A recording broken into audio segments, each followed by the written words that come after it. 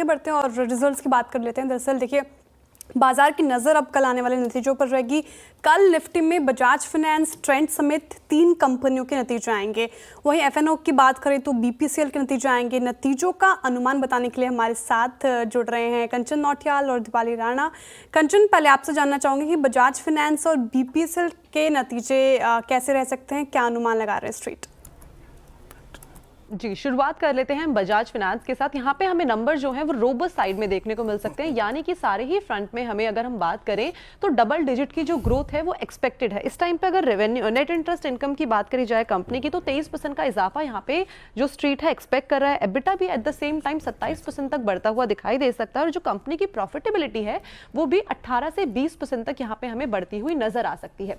अब देखिए, ये सारे के सारे फैक्टर्स जो हमने डिस्कस किए कि जो प्रॉफिटेबिलिटी है, एबिटा है, ये बढ़ रहे हैं, लेकिन इनके पीछे का जो कारण है वो है जो कंपनी की लोन ग्रोथ है वो इस टाइम पे काफी ज्यादा रोबस्ट है, जो कि कंपनी के ओवरऑल रिजल्ट को यहाँ पे ड्राइव करता हुआ दिखाई देगा। हालांकि जो इस टाइम पे मार्जिन्स है वो हमें थोड़े से मॉडरेट साइड में दिखाई दे सकते हैं।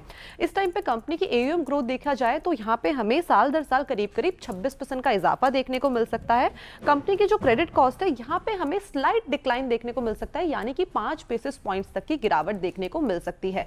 अब आपको यहाँ पे फोकस कहाँ पे करना होगा इसके ऊपर एक बार बात कर लेते हैं। कंपनी की तरफ से किस तरीके की गाइडेंस आती है, जो एनआईएम्स है उसके ऊपर, जो क्रेडिट कॉस्ट है उसके ऊपर, साथ ही साथ बोर्ड बैठक में बोनस को लेकर और जो स्टॉक स्प्लिट की बातें चल रही है उसके ऊपर क्या डिसीजन आता है, ये भी काफी ज्यादा की फोकसेबल एरिया होगा। ओके, तो बीपीसीएल, ये तो बजाज फाइनेंस की बात की कंचन ने आपने, बीपीसीएल के नतीजे कैसे रह सकते हैं, स्ट्रीट क्या अनुमान लगा रहे हैं? इस टाइम पे अगर हम बीपीसीएल के नंबर्स की बात करें तो नंबर्स हमें अच्छे साइड पे दिखाई नहीं दे रहे हैं, क्योंकि इसके पीछे का जो मेजर कारण है वो इस टाइम पे जिस तरीके की ग्लोबल कंडीशन चल रही है उसके चलते जो क्रूड प्राइसेस हैं वो काफी ज्यादा वॉलेटाइल हो गए हैं। क्रूड प्राइस वॉलेटाइल हो गए तो जो कंपनी की इन्वेंट्री है उसमें काफी ज्यादा हमें लॉस देखने को मिल रहा है। Directly coming to the numbers, अगर हम रेवेन्यू की बात करी जाए तो ये भी काफी ज्यादा डिक्लाइन होता हुआ दिखाई दिया है। 95,730 करोड़ पे ये हमें रजिस्टर होता हुआ दिखाई दे सकता है। इनफैक्ट जो कंपनी की प्रॉफिटेबिलिटी है वो भी 37 to 40% तक हमें प्रेशर में आती हुई दिखाई दे सकती है। यही नहीं बल्कि कंपनी के मार्जिन्स भी यहाँ पे इस टाइम पे हमें डेंट खाते हुए दिखाई दे रहे हैं। इन्वेंट्री लॉस की तो हमने बात करी, बल्कि हमने पिछले क्वार्टर में और पिछले साल भी देखा था कि जो रिफाइनिंग मार्जिन्स है वो भी अपने वीकर साइड में है। वो इम्पैक्ट हमें इस क्वार्टर में भी आता हुआ दिखाई दे सकता है। जो एलपीजी की अंडर रिकवरी है उससे भी यहाँ पे हमें एक डेंट आता हुआ दिखाई दे सकता है।